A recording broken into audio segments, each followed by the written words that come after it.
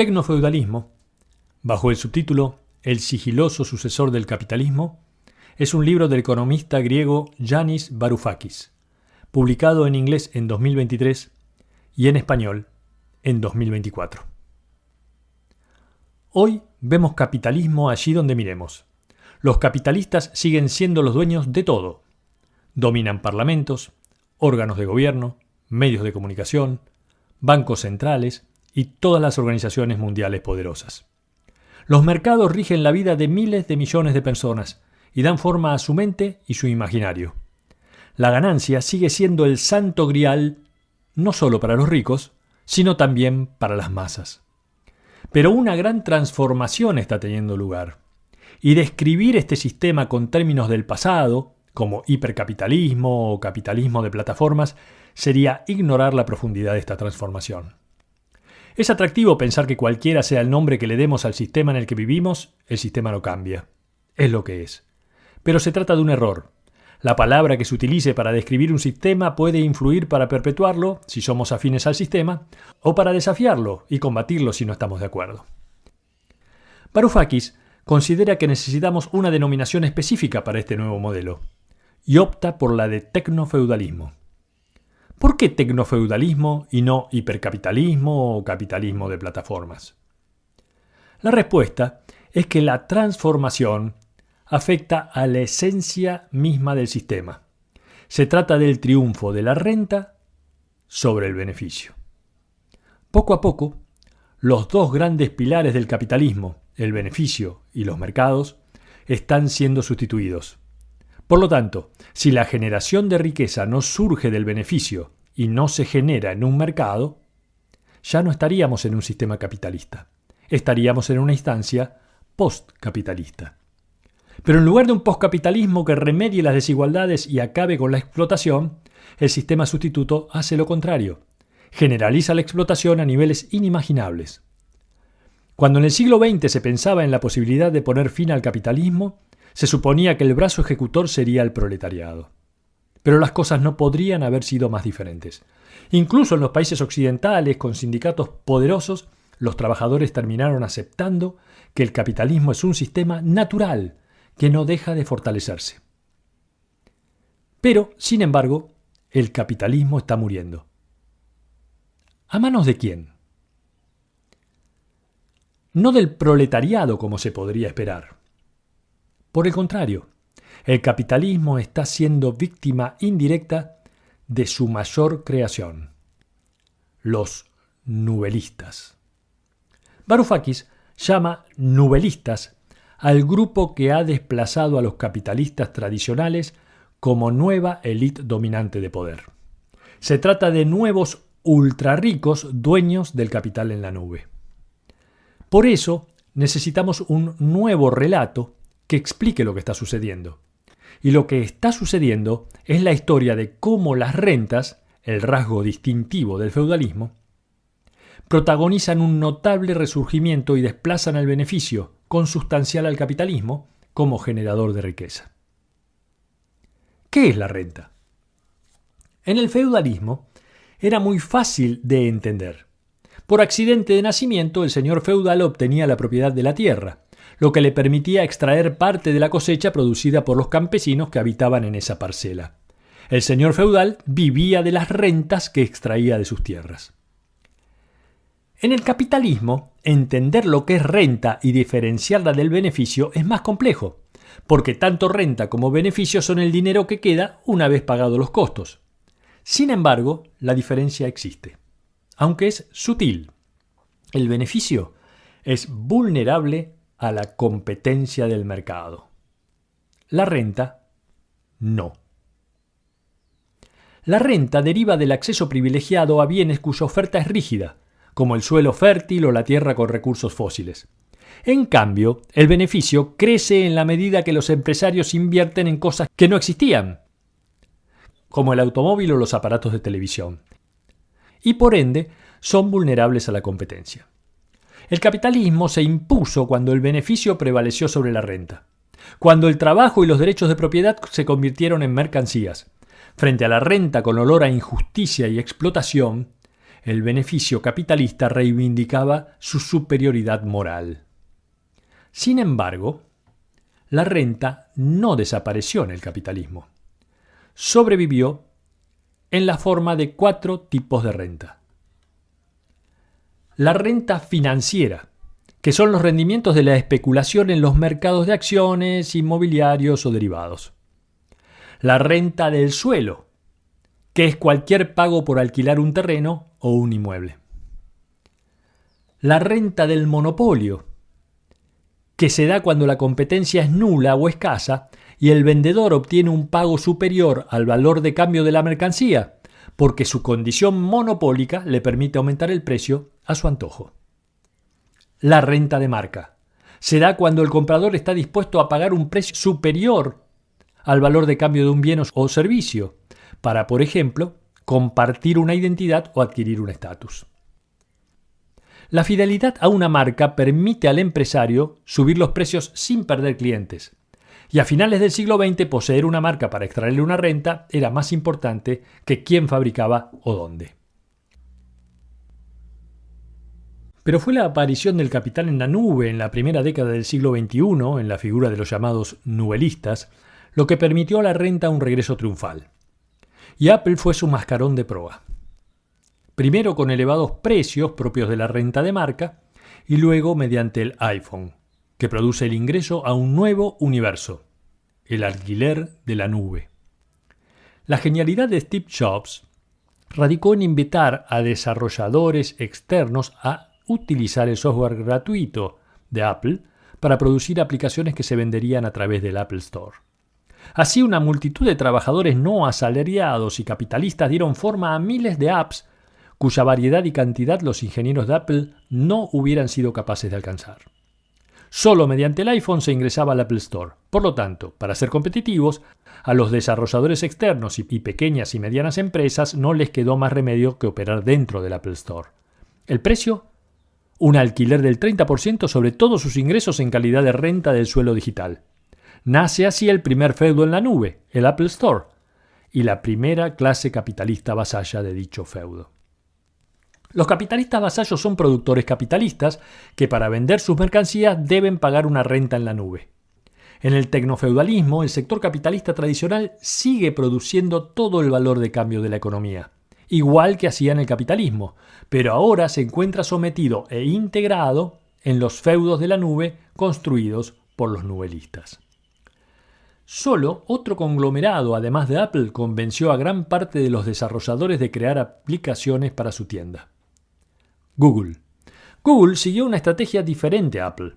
En lugar de construir un teléfono que compitiera con iPhone, desarrolló Android, un sistema operativo de instalación gratuita para cualquier smartphone. Así, se crea Google Play como alternativa a Apple Store. Android no era ni mejor ni peor que los sistemas operativos de BlackBerry, Nokia o Sony, pero tenía un superpoder, el abundante capital en la nube de Google. Sony, BlackBerry y Nokia se convirtieron en meros fabricantes de teléfonos y en capitalistas vasallos de Google, que a su vez embolsaba la renta de la nube producida por la multitud de emprendedores, otros capitalistas vasallos. El resultado fue una industria global del smartphone con 2 corporaciones nubelistas dominantes, Apple y Google, cuya riqueza era producida por desarrolladores externos no asalariados que pagaban una comisión por pertenecer al feudo. No son beneficios. Se trata de la renta de la nube, equivalente digital a la renta de la tierra en la era feudal. Al mismo tiempo que los nubelistas Apple y Google, Amazon está perfeccionando su fórmula para vender bienes físicos y creó su propio feudo en la nube. Una característica del tecnofeudalismo es que el comercio no se sitúa en los mercados, sino en los feudos de la nube creados y dirigidos por los algoritmos del capital que ponen en contacto a compradores con vendedores.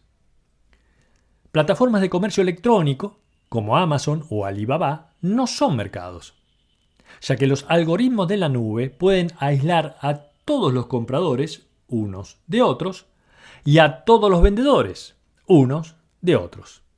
El algoritmo nubelista se reserva la función de poner en contacto a compradores y vendedores, y eso le otorga al nubelista el poder de cobrar a los vendedores. Capitalistas convencionales devenidos en vasallos de la nube. Le cobran grandes rentas por tener acceso a los clientes.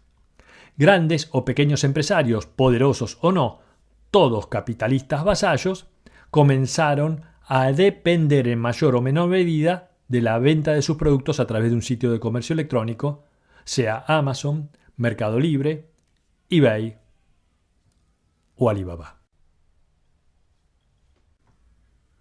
Mientras Google y Apple creaban sus feudos digitales, alimentando los negocios para usuarios de smartphones, y Amazon atrapaba a los fabricantes de productos físicos en su feudo de la nube, otros nubelistas centraron su atención en el precariado, en los trabajadores informales y flexibles. Uber, Rappi y todo tipo de imitadores crearon feudos de conductores, repartidores, limpiadores, paseadores de perros, para trabajadores sin salario, a los que le cobran una comisión sobre sus ingresos. Una renta en la nube. El poder logrado por los nubelistas ha sido tal que no necesitan policías para desalojar a un vasallo. Basta con eliminar un enlace al sitio para dejar fuera de combate a una empresa o a una persona. El tecnofeudalismo se apoya, en definitiva, en un tecnoterror limpio. ¿Cómo llegaron los nubelistas, capitalistas de la nube, a convertirse en la nueva clase dominante que transformó un sistema basado en el beneficio y el mercado en otro basado en la renta? Desde que en el siglo XVIII los capitalistas usaron la máquina de vapor para sustituir a la clase dirigente de entonces, los señores feudales, e instalaron el capitalismo basado en el mercado y la búsqueda de ganancias, todos los cambios y crisis que atravesó el capitalismo, como la Gran Depresión de 1930, la economía de guerra, los acuerdos de Bretton Woods o la deslocalización fabril de Asia, no generaron ni un nuevo tipo de capitalismo ni una nueva clase que pudiera desafiar la supremacía de los capitalistas. Fueron los propietarios del capital en la nube, a los que Varoufakis llama nubelistas, quienes cambiaron todo: el concepto de mercancía, la identidad, el contexto de la política, la naturaleza del Estado y la estructura geopolítica. ¿Con qué dinero lo hicieron? Lo hicieron con ríos de dinero que imprimían y liberaban los bancos centrales. Pero ¿cómo convencieron los nubelistas a los bancos centrales para hacerlo? No tuvieron que convencerlos. En 2008, cuando implosionó el sector bancario de Occidente, los políticos pensaron que si dejaban quebrar a los bancos desaparecerían los ahorros de las personas. Por lo cual, los bancos centrales del G7 decidieron hacer todo lo posible para salvar a los bancos. Con ese objetivo practicaron un socialismo hacia los banqueros, mientras que al resto de la sociedad se la sometió a un proceso de austeridad brutal. En todas las crisis del capitalismo crece la desigualdad, porque los poderosos recuperan beneficios más rápido que los pobres. Pero en 2008 fue aún peor, porque los pobres no solo no recuperaron más lentamente sus beneficios, sino que vieron disminuir sus ingresos, mientras los financieros y las grandes empresas aumentaban ganancias aceleradamente. La consecuencia paradójica fue el estancamiento económico con un impactante aumento de la riqueza de los ultrarricos, sobre todo la de los dueños del capital en la nube, los nubelistas. Fue en este periodo en el que empresarios audaces como Jeff Bezos y Elon Musk construyeron su capital en la nube, sin necesidad de hacer lo que cualquier capitalista había hecho para lograrlo, elevando el valor de su riqueza en 10 años de 10.000 a 200.000 millones de dólares. Pero el dinero de los bancos centrales no fue a parar directamente a los nubelistas. Los bancos centrales auxiliaron a los bancos en quiebra y estos prestaron a las grandes empresas. Las empresas, espantadas por la recesión, no destinaron ese dinero a inversiones productivas. Lo destinaron a recomprar acciones de sus propias empresas, lo cual impulsó un aumento del precio de las acciones, la mayor parte de las cuales estaba en poder de los dueños. Durante una década, con el precio de las acciones volando, hizo que los ricos aumentaran su riqueza sin hacer nada. Y entonces llegó la pandemia. Y los nubelistas aprovecharon el dinero de los bancos centrales para crear un nuevo imperio. Los traders de la City londinense razonaron lo siguiente: siendo la situación tan espantosa, el Banco Central entrará en pánico, tomando el antecedente de la crisis de 2008. Imprimirán dinero, se lo darán al sistema financiero, que nuevamente comprará acciones haciendo aumentar sus precios. Y eso no solo lo hizo el Banco Central de Inglaterra, lo hicieron en todo el mundo. Paralelamente, para las grandes tecnológicas, la pandemia resultó fabulosa. Mientras en Estados Unidos se recortaban 30 millones de puestos de trabajo, Amazon iba en sentido contrario y contrataba miles de trabajadores para entregar millones de paquetes a ciudadanos confinados, ciudadanos que recurrían a decenas de plataformas para seguir sus vidas en una nueva normalidad. Fue la pandemia y la avalancha de dinero público liberado lo que marcó el inicio de la era del capital en la nube. Se gestó así un nuevo grupo dominante, uno que de manera revolucionaria, aprovechando su capital en la nube, logró que casi toda la humanidad trabajara para ella gratis o por una miseria. Los nubelistas redujeron al resto de los capitalistas a un estatus de vasallaje. Los trabajadores asalariados se convirtieron en proletarios de la nube cada vez más precarios, y casi todo el mundo pasó a actuar como un siervo de la nube, contribuyendo a que el capital de la nube acumule y construya los feudos. Nadie lo planeó. La irrupción de los nubelistas se produjo sin que nadie pudiera preverlo.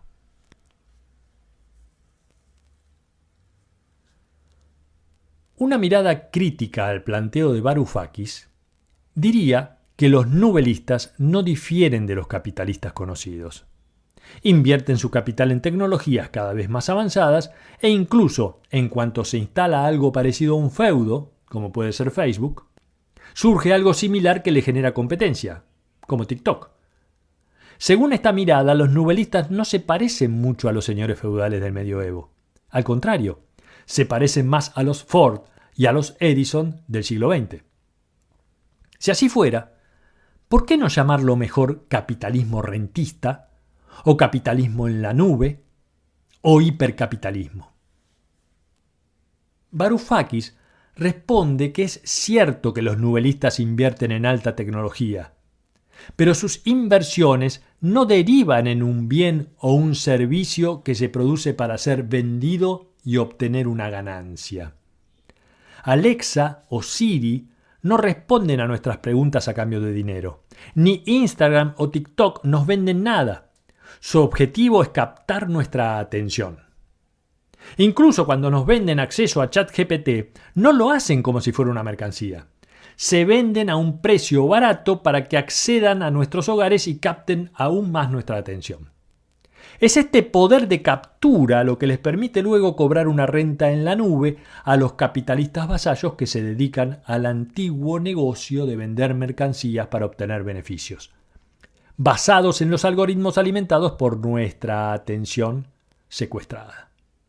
Los nubelistas se hacen inmensamente ricos sin necesidad de producir ninguna mercancía. Pero ¿qué pasa con la brutal competencia que se establece entre TikTok e Instagram, o entre Netflix y Disney, o entre Amazon y Alibaba? No debemos confundir la rivalidad entre feudos con la competencia basada en el mercado. Cuando TikTok atrae más atención que Instagram, no lo hace porque resulte más barato o por la calidad de sus amistades. Lo que ofrece TikTok es un nuevo feudo para siervos de la nube que buscan nuevas experiencias. Por supuesto que los nubelistas como Apple, Amazon o Google invierten en I+D, en política, en marketing o en debilitar sindicatos. Pero no lo hacen para vender mercancías por un máximo beneficio. sino para extraer las máximas rentas de los capitalistas vasallos, que son los que venden mercancías. Por eso, el mejor nombre para este sistema es tecnofeudalismo. En el último tercio del siglo XX se formalizó un pacto tácito entre China y Estados Unidos, o mejor dicho, entre las clases dominantes estadounidenses y chinas, con el objetivo de mantener alta la demanda de productos chinos en base al déficit comercial de Estados Unidos. Para ello se trasladaría la producción industrial de empresas estadounidenses a territorio chino y los beneficios de las empresas fabriles chinas se invertirían en bonos del Tesoro y el sistema financiero estadounidense. Este pacto tuvo un antecedente en la inmediata posguerra, Japón, y Estados Unidos vio a China como un Japón más grande, incorporándose luego Corea a este esquema. Los aparatos electrónicos japoneses, la ropa china y los televisores coreanos inundaron los supermercados de Estados Unidos. Pero llegó la crisis de 2008, con dos consecuencias. Por un lado, fortaleció la posición china al aumentar la inversión interna ante la austeridad occidental, lo cual aumentó la importancia global de China, permitiendo acumular tal cantidad de excedentes que amplió su geopolítica de inversiones al África, América Latina, Asia e incluso Europa. Y la segunda consecuencia fue el aumento del capital en la nube impulsado desde Beijing.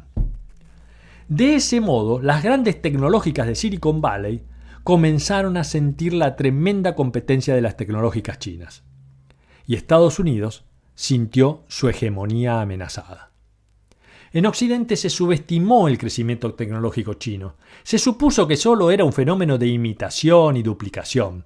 Baidu era Google, Alibaba era Amazon, Weibo era Twitter y así. Pero en verdad, se crearon 5 conglomerados nubelistas chinos: Alibaba, Tencent, Baidu, Ping An y JD.com. Es tal la dimensión de estos 5 conglomerados que es como si en Occidente se combinaran Google, Facebook, Twitter, Instagram y TikTok. A eso se sumaran mensajerías como Skype, WhatsApp y Viber, junto a los nubelistas de mercado electrónico como Amazon, Spotify, Netflix, Disney, Airbnb y Uber, y finalmente sumarle PayPal y otras aplicaciones de pago. Y todo esto resultaría comparable a la aplicación china WeChat, del gigante Tencent, que permite a millones sin salir de ese entorno hacer una compra mientras escuchan música, navegan por las redes sociales y envían dinero a cualquier persona fuera y dentro de China. Los nubelistas chinos han acumulado un capital en la nube ni siquiera soñado por los de Silicon Valley. Los gobernantes de Estados Unidos se dieron cuenta, pero ya era tarde. Surgió un tecnofeudalismo con características chinas. El gobierno de Trump excluyó a las empresas tecnológicas Huawei y ZTE e intentó americanizar TikTok, pero China no cedió. Tiene su propio conglomerado tecnológico y una inmensa cantidad de capital. En octubre de 2022, Biden declaró la prohibición total de exportar cualquier cosa que pudiera a China ayudar a desarrollar microchips. La guerra económica había sido declarada. La consecuencia fue que los funcionarios del gobierno chino decidieron apostar plenamente por financiar la nube en China. Antes de eso, siempre el gobierno de Beijing había privilegiado los intereses de los productores industriales. Esta nueva guerra fría está obligando a los países del sur global a definirse entre las dos potencias, en una competencia declarada por la adquisición de materias primas como el litio y otras tierras raras. Una víctima de este proceso es la democracia. En un mundo de estados débiles, el enorme poder de los feudos nubelistas occidentales somete a cualquier poder político. Pero por una cruel ironía, el único poder político que demostró estar en capacidad para someter a los feudos nubelistas ha sido el gobierno encabezado por el Partido Comunista Chino, que demostró poder someter al gran señor tecnofeudal chino, Jack Ma, el dueño de Alibaba.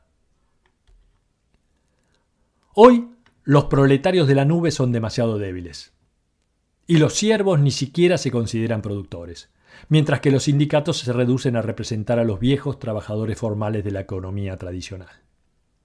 Los proletarios de la nube son trabajadores de las empresas del sistema capitalista tradicional, empresas vasallas a los que se les impone una precarización y aceleración de su trabajo para poder vender lo que producen a menor costo en las plataformas de la nube.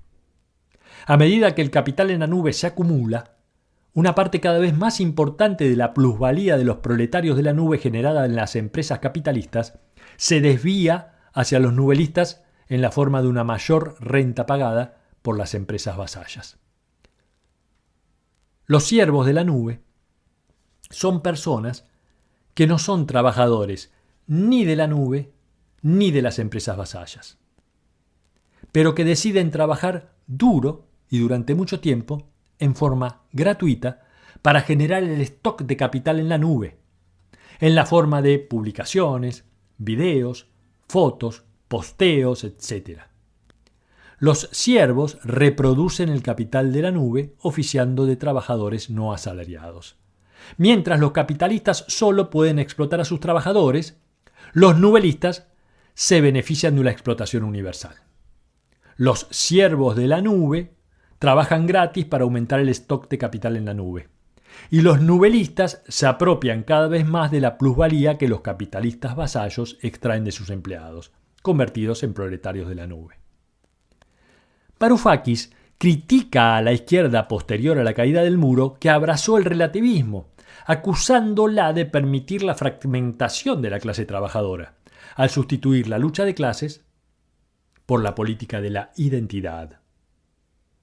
El impulso por proteger a las minorías raciales, sexuales, étnicas y religiosas le viene muy bien al discurso políticamente correcto del poder, que busca aparecer como socialmente liberal, mismo poder que hace muy poco para combatir las causas sistémicas que oprimen a esas minorías. Al mismo tiempo, nada podría ser más funcional para la derecha alternativa que las políticas de la identidad, que se convierten en el espacio propicio para agitar los sentimientos defensivos, tribales y racistas que despierta la política de la identidad en grandes porciones del electorado. Ya no tenemos el capital de un lado y a los trabajadores del otro. Ambos están sometidos por una nueva clase dominante, los nubelistas, cuyo ascenso al poder la política ha permitido. Ya nadie habla en nombre de los proletarios de la nube, de los siervos de la nube, de los capitalistas vasallos, ni de lo que queda del precariado tradicional. Vivimos en un mundo tecnofeudal basado en el capital en la nube, que genera nuevos conflictos y dibuja nuevas estructuras sociales endiabladamente complejas. Debemos reconfigurar a fondo lo que significa una alternativa a este mundo. Quien siga pensando que el destino del capitalismo es ser reemplazado por el socialismo, se sentirá abatido por el hecho de que ha llegado el poscapitalismo, pero no el socialismo. Y además el sistema sustituto es aún peor. No es que no sea necesario que trabajadores, obreros, docentes y enfermeras se organicen, sino que no es suficiente. En un mundo dominado por el capital en la nube, producido en gran medida gracias al trabajo gratuito de los siervos de la nube, no será la organización del proletariado precariado lo que va a detenerlo. El tecnofeudalismo ha levantado una barrera contra la movilización que lo ponga en riesgo. Esa barrera es el aislamiento físico de los siervos y los proletarios de la nube. El encapsulamiento. Interactuamos en la nube gracias a nuestras pantallas y la acción colectiva es más difícil cuando las personas no están juntas. Pero la nube ofrece otras formas para organizarse y otras formas de acción. Por ejemplo, una movilización en la nube que logre boicotear la compra en algún feudo de venta online durante algún tiempo, cosa que requiere un mínimo sacrificio y puede darnos un alto beneficio colectivo. O una huelga de pagos, planeada y conducida para hacer caer el precio de las acciones de las empresas nubelistas. Así como en el capitalismo industrial, los trabajadores estaban alienados porque no eran propietarios de los medios de producción y carecían de la toma de decisiones, en el tecnofeudalismo hemos dejado de ser dueños de nuestras mentes. Somos fragmentos de datos y nuestra identidad está compuesta de elecciones a fuerza de clics. Se han apropiado de nuestra atención. Hemos perdido la capacidad de concentración. el capital en la nube busca ocupar nuestro cerebro. Cada trabajador es un proletario de la nube durante sus horas de trabajo y un siervo de la nube el resto del tiempo. Mientras, cada esforzado autónomo se transforma en un vasallo de la nube. Frente al tecnofeudalismo, actuar solos y fragmentados no nos llevará demasiado lejos. A menos que nos unamos, nunca lograremos civilizar, disciplinar o socializar al capital en la nube. Solo una gran coalición puede debilitar al tecnofeudalismo, y Varoufakis convoca a esa coalición. Siervos de la nube, proletarios de la nube y vasallos de la nube del mundo, uníos.